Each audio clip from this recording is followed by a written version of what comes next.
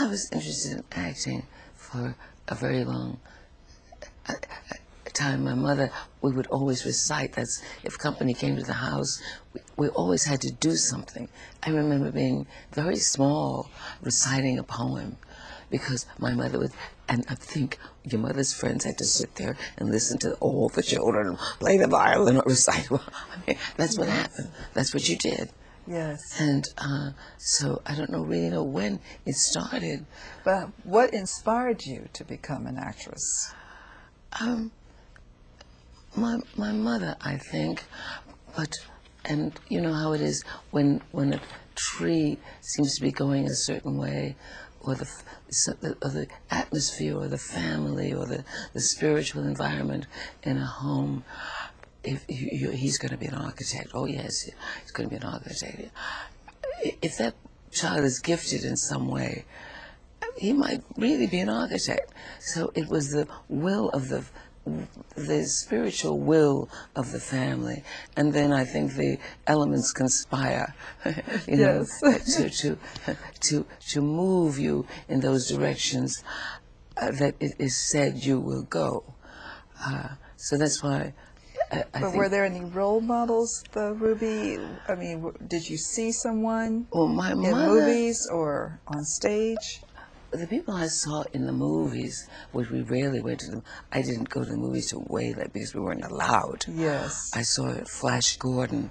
My mother would let us go occasionally on Saturdays across the street to the Renaissance. You weren't allowed because your mother didn't want you to go, or because the theaters were segregated? No, because we were in Harlem. All the theaters there was no segregation to that degree because my mother didn't really believe it. She didn't like movies and dances and things like that. It was my father who helped us to have some of those, could do some of those things. Yes. So he was a freer spirit. Well, younger, 13 years younger.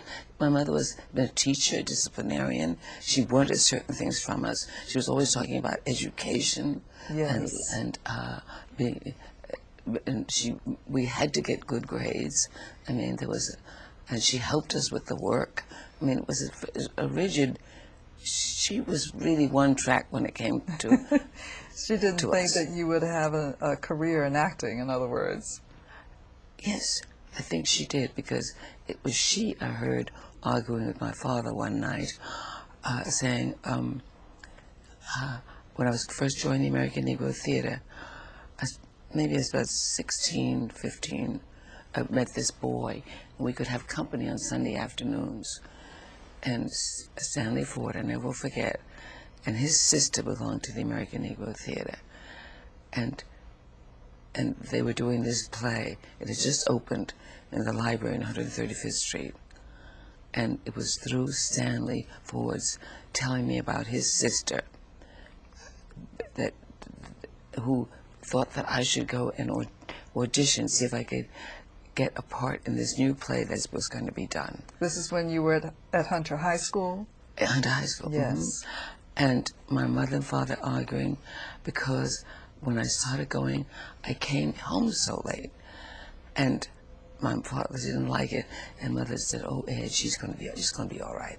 And they would argue about my coming home, and I remember kids walking me home because I said my father and my mother said I had to have somebody walk home with me. So it was that kind of thing that they talked and argued about it, and my mother was insistent. I remember that it was all right, that no worry, that so and so, because she had wanted herself to be an actor.